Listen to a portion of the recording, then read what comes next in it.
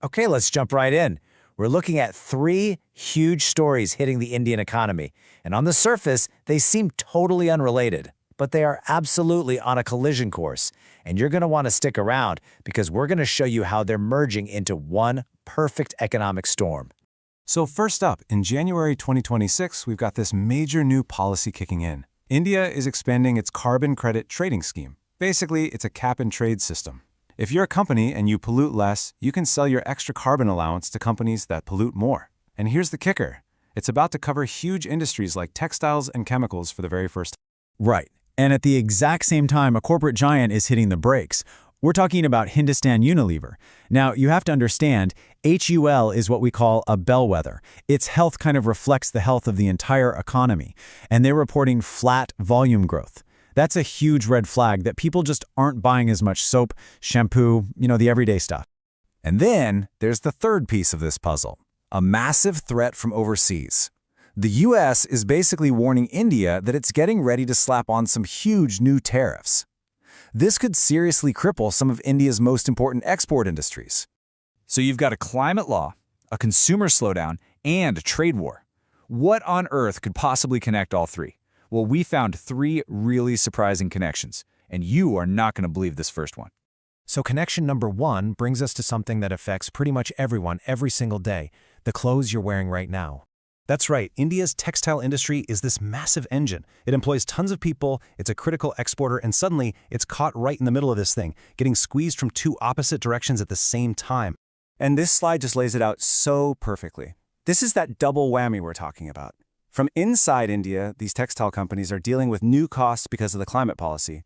And then from the outside, they're staring down the barrel of these enormous US tariffs. I mean, they are caught right in the middle. And this number is just mind-blowing. If these new tariffs go through, the total duty on some Indian clothes shipped to the US could jump to 61%.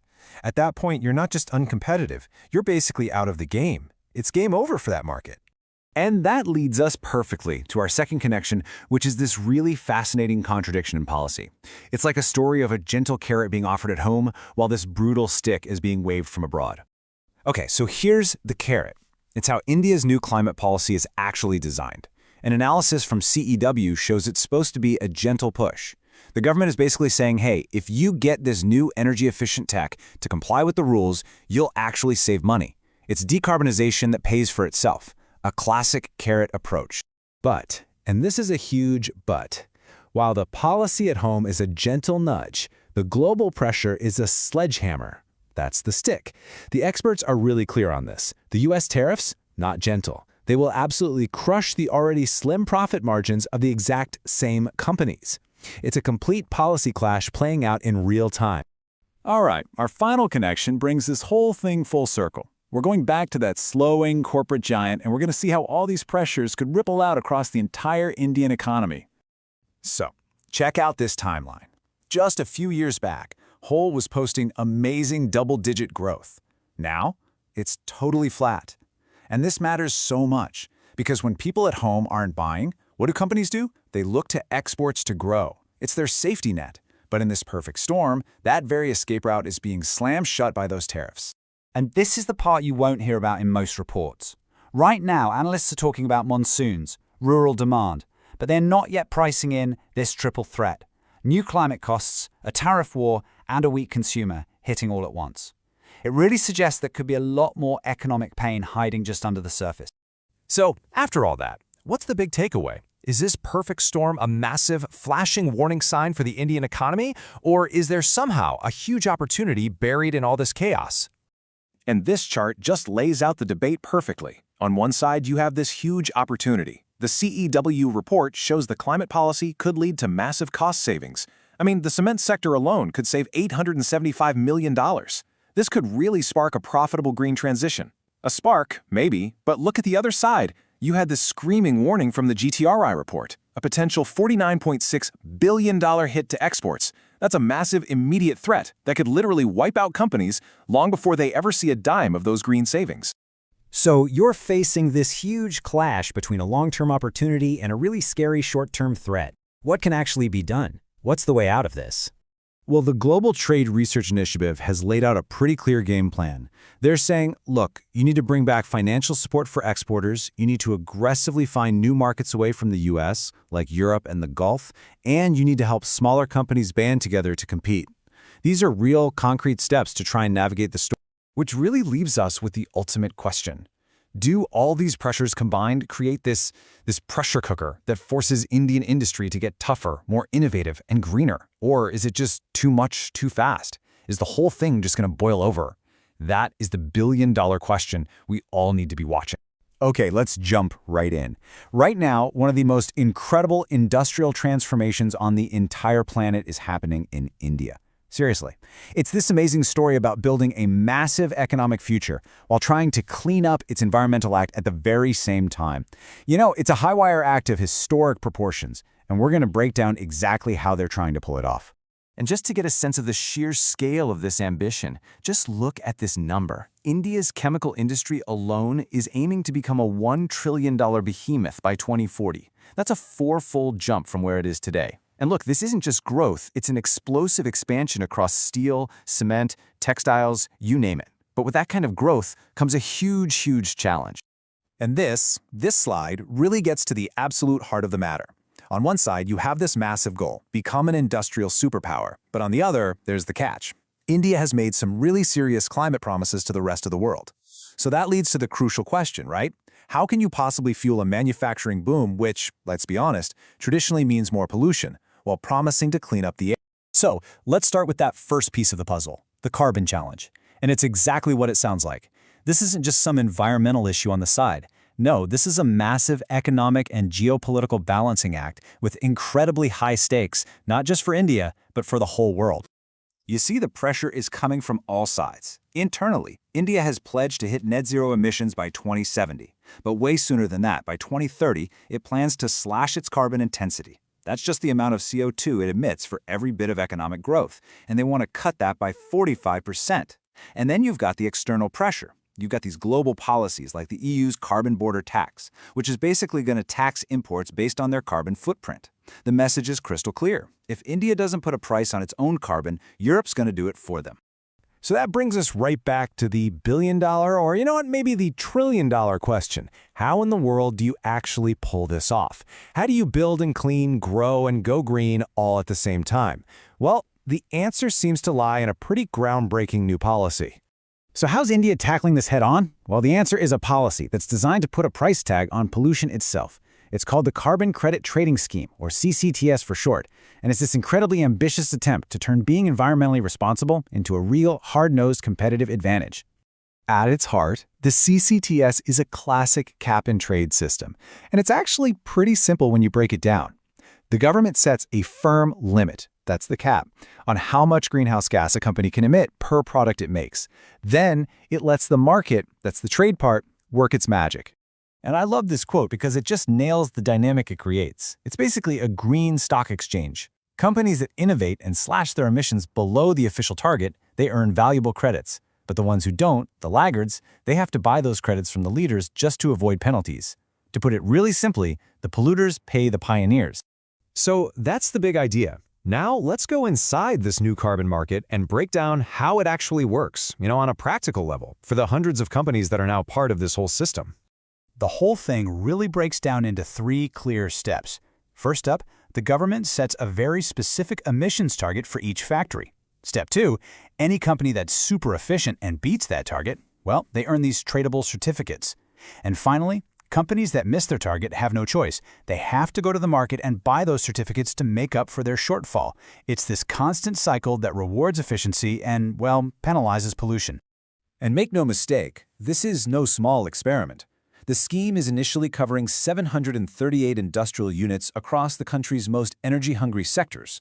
As you can see here, that includes hundreds of plants in iron and steel, cement, and textiles. I mean, we're talking about the very backbone of India's industrial economy. This chart really shows you why these sectors are the focus. Just look at the baseline emissions. A primary aluminum smelter, for example, pumps out a mind-boggling 17 tons of CO2 for every single ton of product. So by setting reduction targets on these massive numbers, the government is aiming to drive deep, really meaningful change right where it matters the most. But look, this isn't just about policies and targets on paper. The real story, the really cool part, is the payoff that's happening on the ground. This new financial pressure is already kicking off a massive green innovation boom, sparking this incredible wave of real-world solutions all across the country. So let's take a classic industrial problem, right? Huge amounts of CO2 pouring out of a factory smokestack. Now, check out the new solution. At a power plant in Vindhyachal, the company NTPC is now capturing that CO2, and for the first time ever in India, they're converting it into methanol, which is a clean fuel. They are literally turning pollution into a valuable product. How cool is that? Okay, or think about another huge challenge, our reliance on plastics made from fossil fuels. Well, the new solution? A company called Balrampur Chini Mills is now building India's very first industrial-scale plant to make compostable bioplastics directly from sugarcane.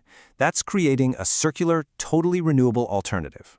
And the list just goes on and on. This policy is unleashing a flood of investment. We're seeing massive new plants for things like green ammonia and green hydrogen.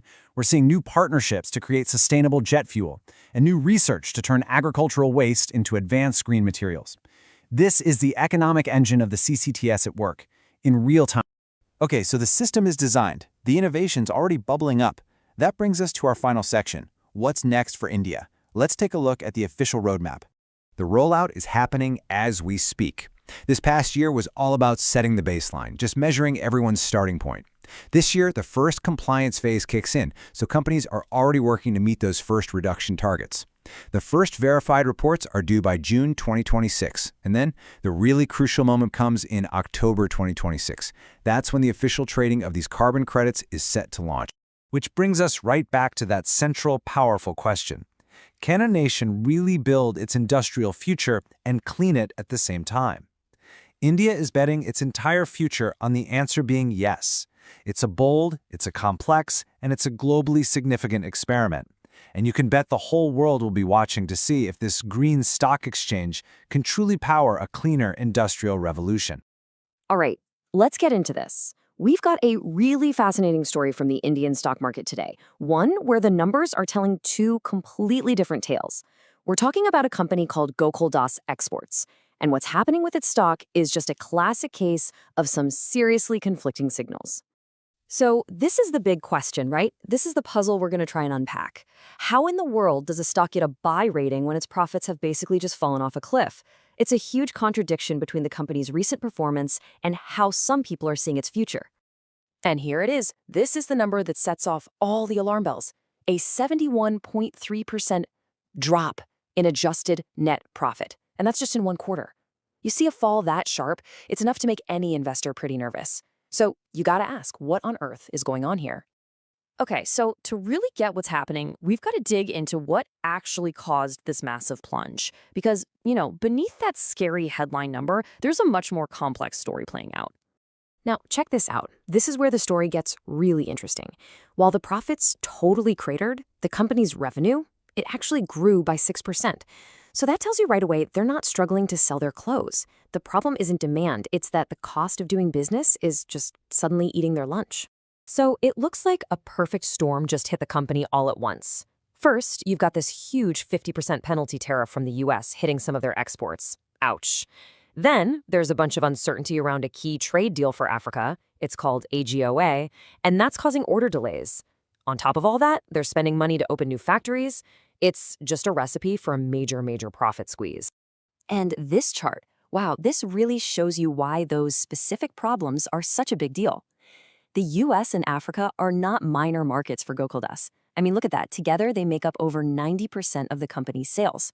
So when you have trouble in both of those key regions at the exact same time, yeah, that is a massive blow.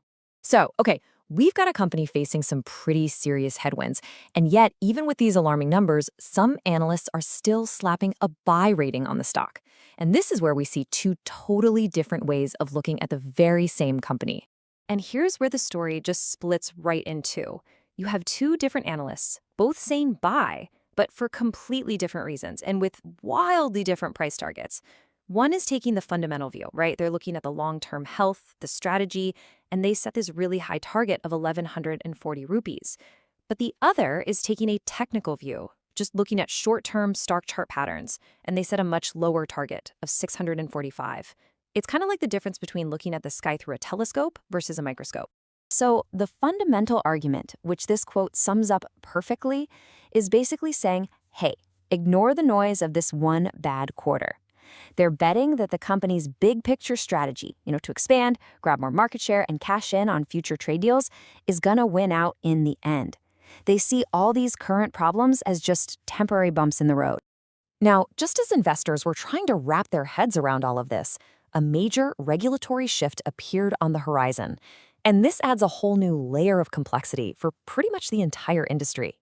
So the Indian government has expanded what's called its Carbon Credit Trading Scheme, or CCTS. To put it simply, it's a cap and trade system. It's designed to make polluting more expensive and, well, going green more profitable. Companies get emission targets. If they come in under that target, they can actually sell credits. If they go over, they have to buy them. And here's the crucial part. This is not some far-off idea for the future. As of this month, the textile sector, and that includes Gokaldas Exports and about 207 other companies, is now officially part of this whole system. This is a new reality they have to deal with, right now. This whole process introduces a brand new variable for investors to think about. For a company like Gokaldas, this could become a big new cost if they can't meet their emission targets. Or, if they're actually more efficient than their competitors, it could become a surprising new way to make money. It's a whole new source of risk and maybe opportunity. Okay, so let's try and bring all these threads together. We've got a really terrible quarter, we've got these optimistic long-term forecasts, and we've got a brand new regulatory wildcard. So it's time to weigh the bull case, all the reasons to be optimistic, against the bear case, which are all the reasons to be cautious. So on one hand, the bulls are going to point out that, hey, the company is actually gaining market share, right? Its Indian business grew 14%. It has a strong order book. They see growth coming from new factories and new trade deals. But on the other hand, the bears are going to say, hold on a second. The full impact of those U.S. tariffs hasn't even hit yet. The stock's been a terrible performer. And this new CCTS regulation just adds a whole new layer of cost and uncertainty. And all of this leaves us with the core dilemma that every single investor faces when they look at a messy situation like this. It really all boils down to one fundamental question about your perspective. And that's the question, isn't it?